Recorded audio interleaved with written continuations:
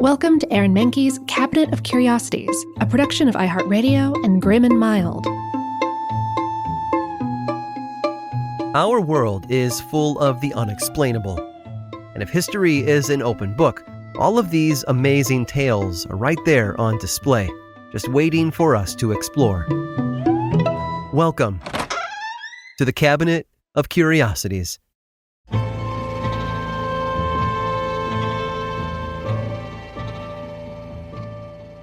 Defeat. It's not something any of us hope to encounter in life, but for almost all of us, it is inevitable. However, for military commanders, defeat has mortal consequences. Every move, every choice on the battlefield means some men will die. Commanders just have to hope that they make enough right choices so that casualties are limited and victory is secured. In 1904, there was one naval commander who unfortunately made all the wrong choices. His defeat was so total that it changed the course of history and is still studied to this day. Admiral Zinovy Mad Dog Rozhesvensky was known for his strong command style. As the leader of Russia's Baltic Fleet, it was on him to oversee a huge number of ships in the oceans north of Europe. Everything changed in February of 1904, though, when Japanese Admiral Togo Heihachiro led an assault on the Russian port authority in modern-day northeastern China. The Japanese were tired of the Russians encroaching on land and resources in the Yellow Sea. The Russians were used to being the strongest power in the region, and they paid no mind to their Chinese and Japanese neighbors. But Japan was a newly industrialized nation after the Meiji Restoration in 1868, which brought back imperial rule. The Japanese rolled over the Russians on land and sea, overwhelming them with superior tactics and technology.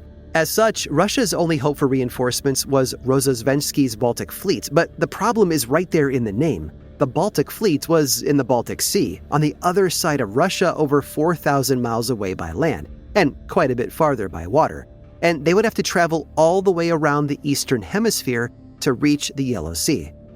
The Tsar renamed the Baltic Fleet the Second Pacific Fleet, and it began its long journey in October of 1904.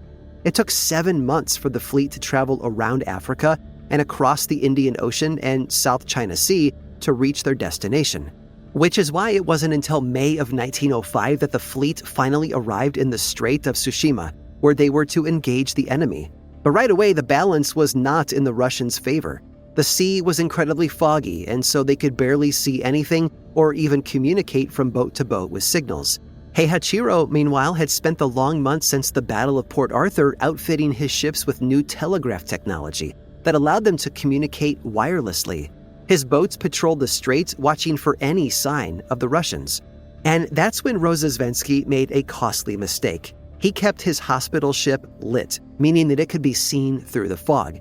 In the old ways of war, a hospital ship was lit up so that the enemy would know not to fire on it. But this was the dawn of a new age, and Heihachiro had no knowledge of Western customs. Rozhesvensky's next mistake was to assume that Heihachiro would bring his ships alongside the Russians for a broadside attack. This was the traditional attack, but once again, Heihachiro was only interested in new ways of war. Instead, he crossed the T, a naval warfare tactic where a commander brings his ship in front of the enemy column instead of alongside, forming a T shape. This allows the attacker to use all of their cannons, while the enemy can only use the few cannons on the front of their ships.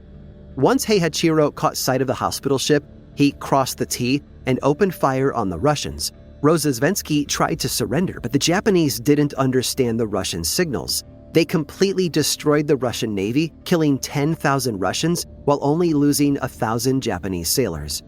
The Russians soon had no choice but to cede control of the Yellow Sea to Japan. It was the first time an Eastern power had defeated a Western power in battle, and it gave the Japanese the confidence to continue to grow and expand their empire. Rozhesvensky was wounded, but he survived and taken to a Japanese hospital. While he was recovering, Heihachiro visited him, saying, "Defeat is a common fate of a soldier. There is nothing to be ashamed of in it." The even bigger lesson for Russia, though, was one of the dangers of hubris. They were not innately superior to their eastern neighbors. It was a lesson learned far too late, as Rozhesvensky wasted months of his life and the actual lives of his men in his vain attempt to save his country's interests in Asia.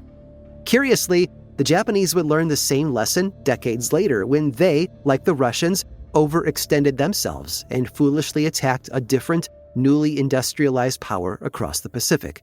But that's a curious story for another day.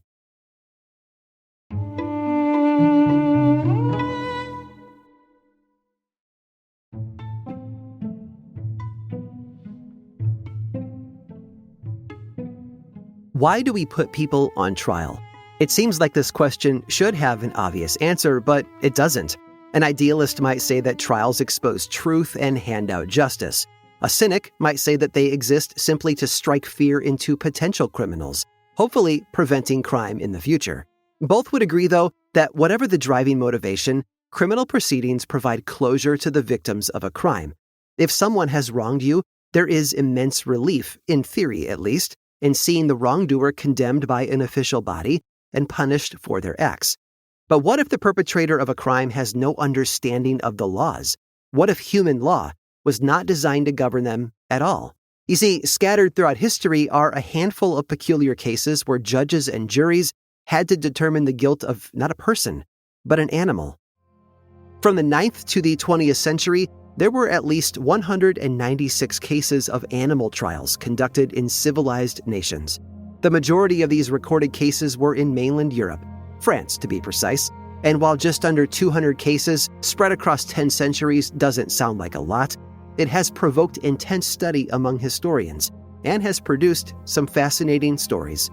For example, in 1386, the Norman city of Falaise conducted a trial for a pig who was accused of eating an infant. The pig was sentenced to maiming and death. Once the sentence was delivered, it was wounded on the head and forelegs and then marched to the gallows before an enormous crowd.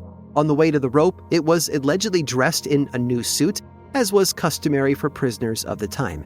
And pigs are famously ravenous creatures, so it's not a surprise that the Falaise trial is not the only pig that has been found guilty of murder.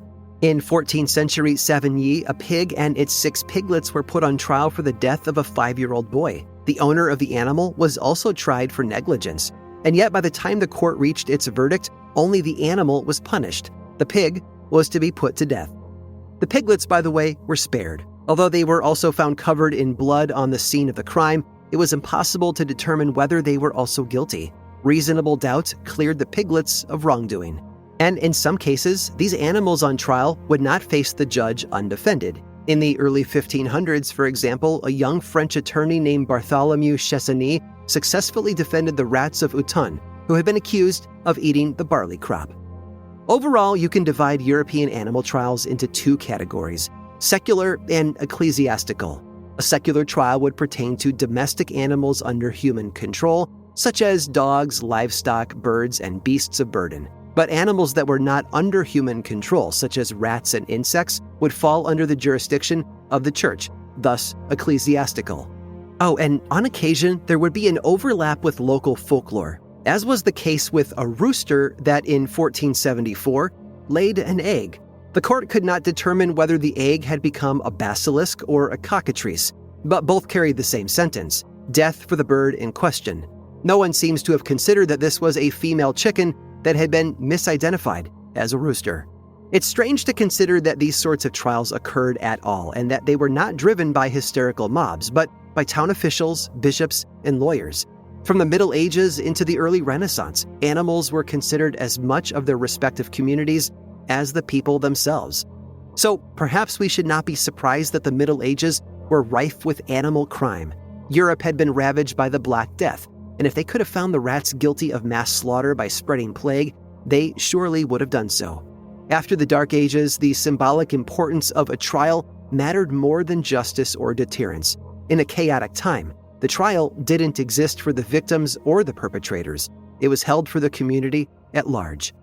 Proof, it seems, that social order mattered, and that no one was above the law, not even an animal. I hope you've enjoyed today's guided tour of the Cabinet of Curiosities. Subscribe for free on Apple Podcasts or learn more about the show by visiting curiositiespodcast.com. This show was created by me, Aaron Mahnke, in partnership with How Stuff Works. I make another award-winning show called Lore, which is a podcast, book series, and television show. And you can learn all about it over at theworldoflore.com. And until next time, stay curious.